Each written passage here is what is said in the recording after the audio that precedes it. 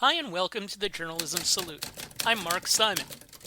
In each episode, we'll talk to or about an interesting person or organization related to journalism. The intent is to show that journalists are not the enemy of the people. Thank you for listening. On today's show, we're joined by Cam Burns. Cam is an engagement editor at Politico working on social media strategy after a couple of years in a similar position for Wired. Cam is transgender. He is a founding member of the Transgender Journalists Association. He does freelance writing. In the last couple of years, he's done pieces on the transgender travel experience that were published in Allure and National Geographic. Hi, Cam. Hello. Cam went to a school that I'm a fan of, Emerson College. Can you tell us the story of your journalism path that led you to your current job and include something on Emerson College? Yeah, so I actually started at Emerson as a film student and realized very quickly that was not what I wanted to do. So I switched to journalism after one semester, and I was on the student newspaper for the remaining 3.5 years that I was at Emerson. I started as a news reporter, moved to news editor, was briefly opinion editor. And through the school paper, I was able to get like a essentially news assistant job at the Boston Globe, working Saturday nights from 5 p.m. to 1 a.m., very glamorous. And then I had a few internships, summer internships throughout my time in college, just kind of trying to get a sense of what I wanted to do. So I did some local news, some national news, some print, some web, some radio. And because I was the intern and like social was still kind of a newish job, it ended up being a big part of what I was doing at a lot of those. And I really fell in love with it.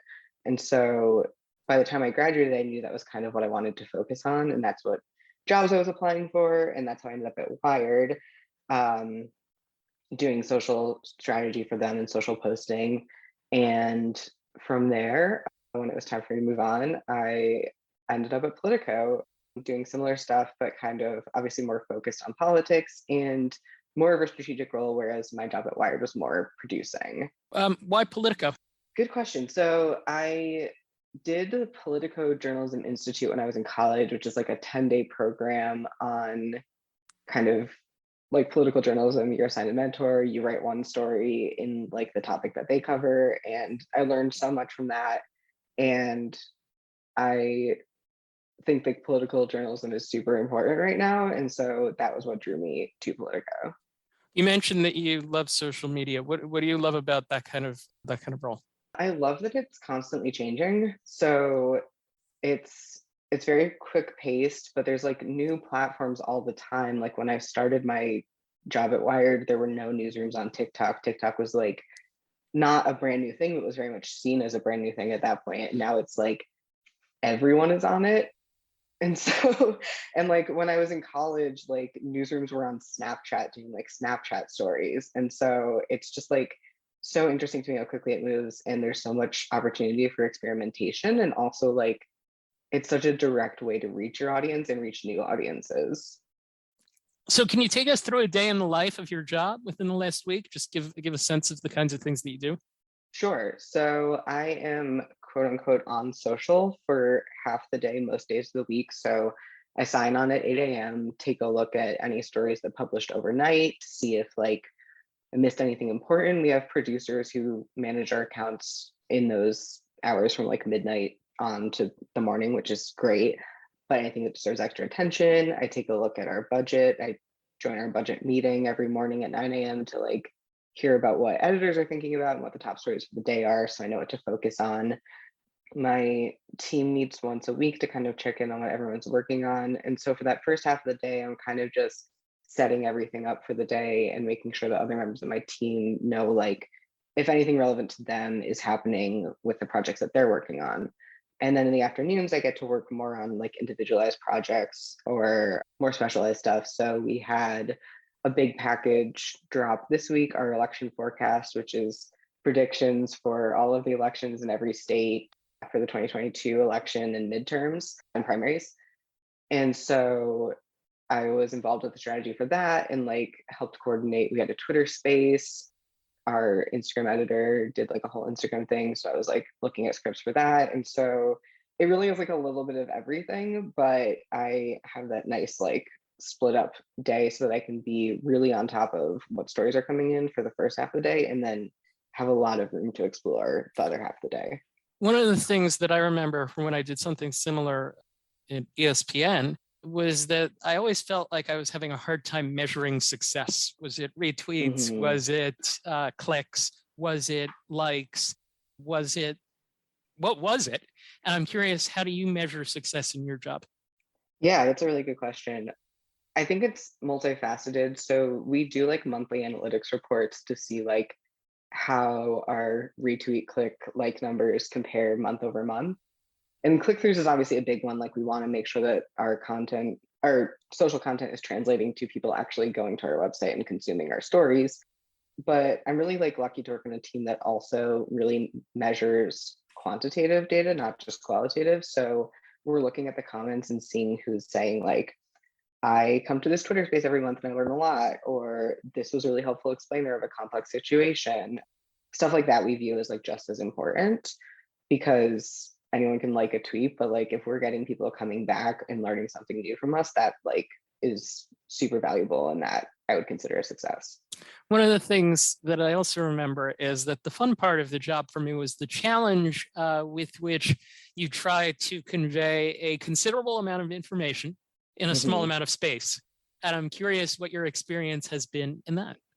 Yeah, that is always the challenge. And that's like been honestly kind of fun for me because there's a lot of really complex political stuff happening all the time, but especially lately that I don't fully understand. And so when I'm writing scripts, like we do a fair amount of explainers on Instagram that are Q&A style. And the questions I'm writing and finding the answers to are questions that I personally have. And so I think I agree that that's part of the fun. Like part of the fun of it is being like, what would I as a news consumer want to know? And figuring that out and disseminating that to other people is like super rewarding. Yep, it's certainly a journalistic aspect of the job that I think, admittedly, people that don't necessarily use those social media, that they might not necessarily be aware of. One more Yes. on this. What's the hardest part? That's a good question. I mean, honestly, like lately, especially a hard part of the job is like when you're on social, you're scrolling through Twitter a lot, and that can be very draining, especially with when the news cycle is not good and not fun. And then, of course, there's always the comments, because we want to look at the comments for those like positive comments or even like constructive feedback that's helpful to help us improve our content. But a lot of it is trolls, and a lot of it is like really just abysmal stuff, and that can be a drain as well. Especially in the field like sports and politics, I think, especially Yeah. with regards to trolls, certainly. All right, I want to segue to the other things that we are going to talk about. You're a writer in the traditional sense, too, not just social media, and I want to get into that a little bit. You wrote a piece for National Geographic, Visibility Mixes with Vulnerability for Some Transgender Travelers, and another for Allure along the same lines, The Unique Anxiety of Traveling While Transgender. You approach the latter from a personal perspective. Can you explain what you were trying to do with those pieces and what the experience of writing them was like? Yeah. So the Allure piece I wrote before the National Geographic one, and that was pretty much a direct response to ProPublica had an investigation that published, I think, a month or so before this piece that I wrote about how the TSA had been very explicitly harmful to trans people. And so this was like, I wanted to have a personal voice to it because of the fact that it was an Allure piece, but I really wanted to offer tangible tips because that's not like what ProPublica does. They were exposing this really harmful thing that was happening, and this piece was supposed to kind of offer some solutions, even if there weren't that many tangible ones. And because I published that piece, there's not a ton of articles out there about traveling while transgender. And so National Geographic was like looking for someone to write a piece for them for Pride Month. And I guess when they Googled trans travel, my Allure piece came up. And so they reached out to me.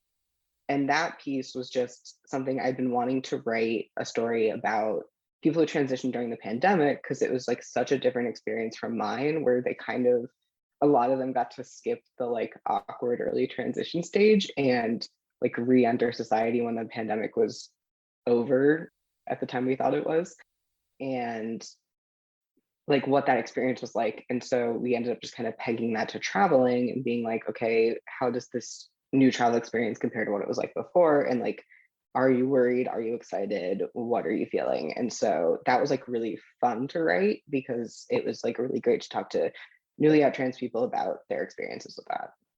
What was the response to?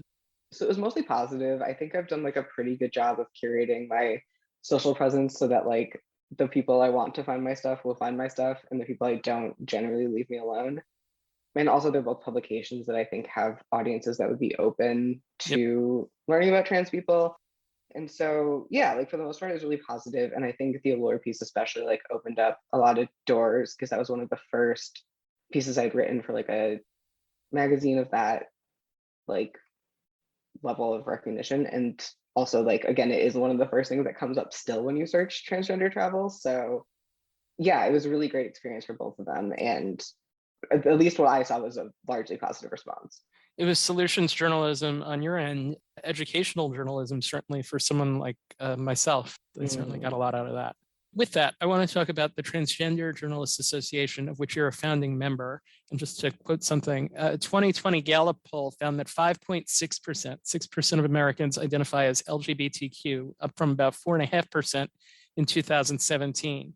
While less than 1% of Americans identify as transgender, that number is 1.2% among millennials, 1.8% among Gen Z.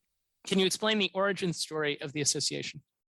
Yeah, so it started out as a really informal Slack channel.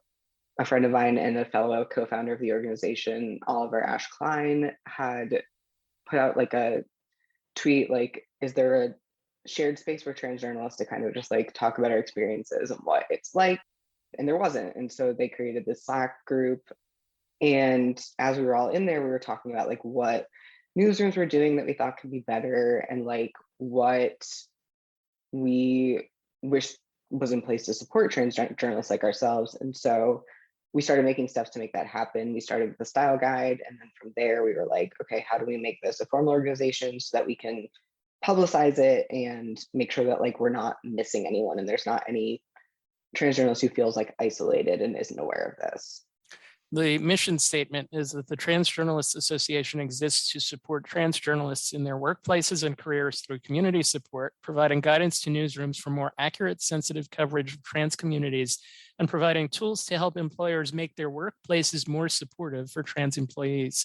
I want to walk through a couple of those. What does the group do with regards to community support? So at this point, like the biggest thing is the Slack group. There's about 500-ish of us, which was way more than we ever expected to apply and has been great. Just like we have a lot of mentoring happening.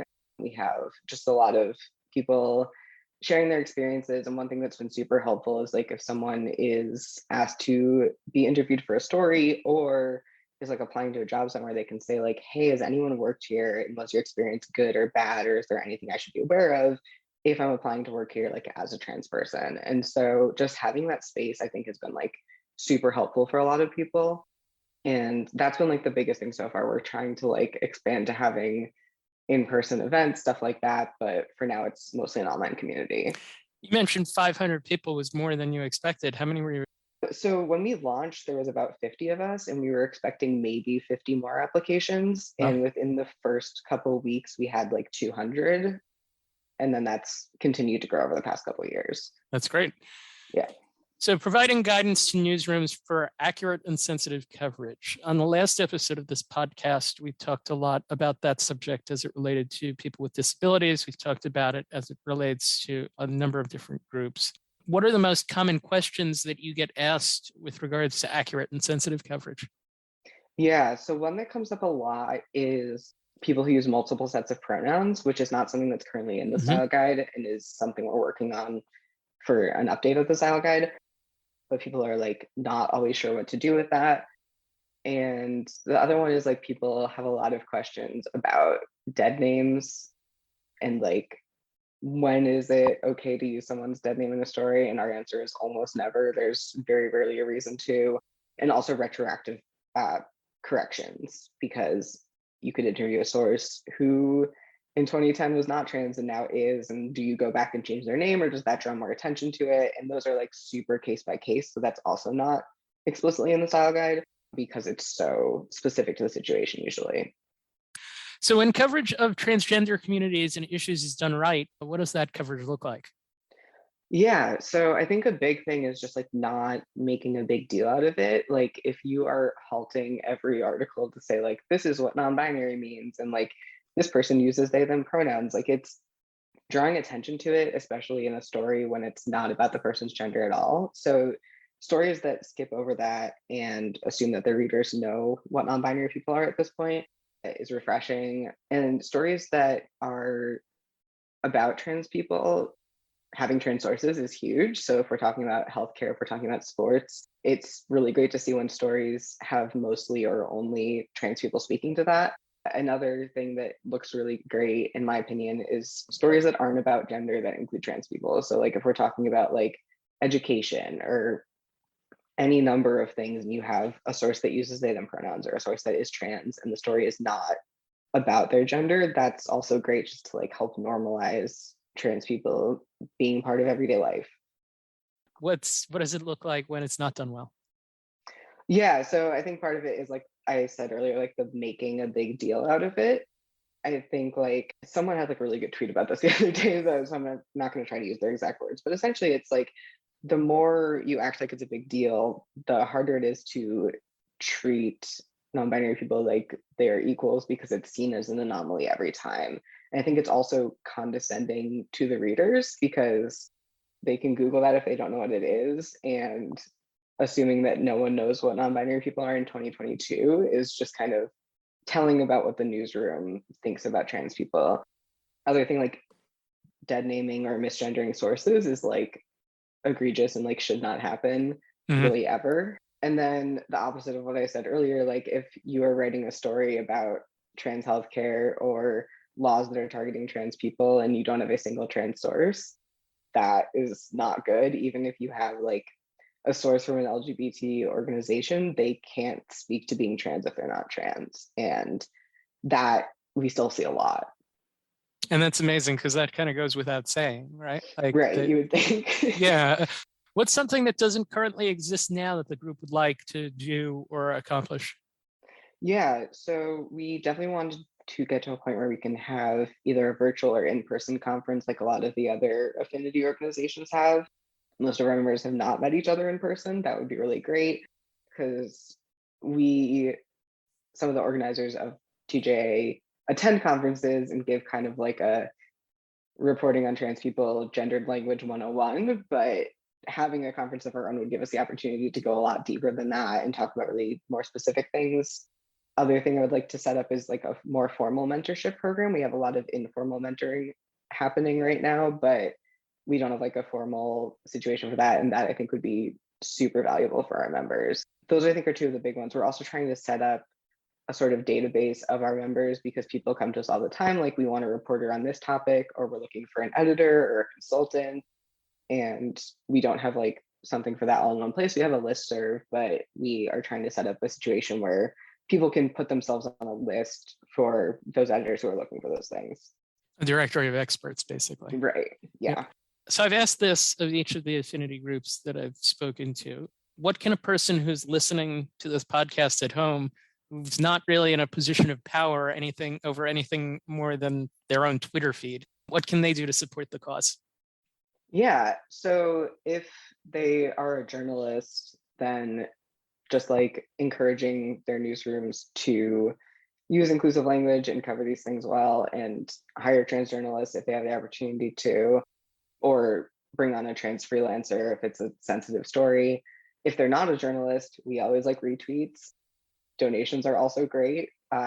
Even like a few dollars is always helpful. I think those are just like little things, but they add up really quickly because people like are finding out about us every day. We're still pretty new and we're pretty grassroots, and so awareness is huge, even if it's just like a small Twitter following. What's been the best thing about this group? I think it's just been really wonderful finding out how many of us there were because before I joined this organization, I could count on one hand the trans journalists I knew besides myself.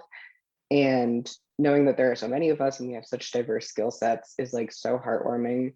And it's also just great to be able to talk to people who understand this industry and understand the trans experience and like being able to have those conversations without having to explain a lot of things. Like I can talk to my trans friends about transphobia, but they don't necessarily understand the journalism industry. And I can talk to my journalism friends about trouble in the industry, but they don't necessarily understand that aspect. And so really just like having that community has been huge.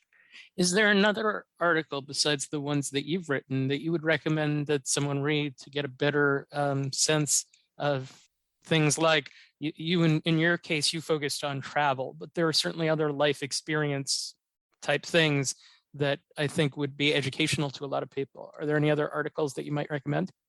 Yeah, there's a few. I forget what the actual title is, but there's an episode of Life Kit through NPR about Mhm. like how to make your workplace more equitable for trans people. That's a great one. And then I think everything that the 19th right now is doing is just wonderful.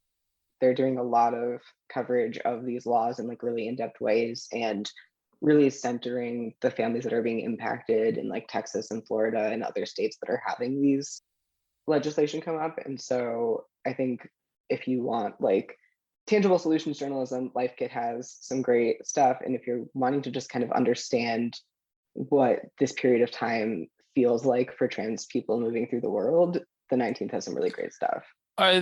Is there a large membership in the states that have essentially passed some of the more significant legislation? Is there a large membership for your group? Not a huge membership. A lot of us are in like New York, DC, LA, but there definitely are members who are living in the South and living in states where this is happening, and it has been really challenging. Yep. Yeah. What goals do you have in your journalism career? That's a good question. I think I would at one point want to make TJA a bigger part of my long-term career. So I've been doing a lot of unpaid work for them because we don't have a ton of money right now. And so it would be great to be able to like make that more of a at least part-time gig. And then outside of that, I love working in audience, but I'm always looking to do more writing. And it would also be great to kind of take on more of a strategic role and less of the day-to-day. So those are like short-ish term goals. I'm still figuring out what I want to do long term. Is there a journalist? So we move to the final question here. The podcast is called The Journalism Salute. We salute you for your Yes. good work. Is there a journalist or journalism organization that you're not affiliated with that you would like to salute for their good work in this area? Yeah, I mean, I think I'm going to say the 19th again. I think the fact that they have two trans journalists on staff reporting on this all the time is just amazing. And the fact that they are really centering the people who are impacted and not just reporting on the politicians who are creating this legislation is like not something I'm seeing anywhere else. Cam Burns, thank you for taking the time to join us. Best of luck with the group and in your career. Thank you. Yeah, thank you for having me. It was great. The Trans Journalists Association exists to support trans journalists in their workplaces and careers through community support, providing guidance to newsrooms for more accurate, sensitive coverage of trans communities, and providing tools to help employers make their workplaces more supportive for trans employees. To learn more about them, visit their website, transjournalists.org. Join hosts Will Hitchcock and Siva Vaidyanathan on Democracy in Danger, a show that puts the illiberal turn of the nation in context. Each week, Will and Siva, both University of Virginia professors, are joined by leading thinkers to discuss serious threats to government by the people, from the dark web and media disinformation to climate change, economic inequality, and violent extremism. Help them save democracy and make it work better. New episodes post on Wednesdays, wherever you get your podcasts. Thank you for listening to the Journalism Salute. Please let us know what you think of the show. You can find us on Twitter at JournalismPod, and you can email us at journalismsalute@gmail.com.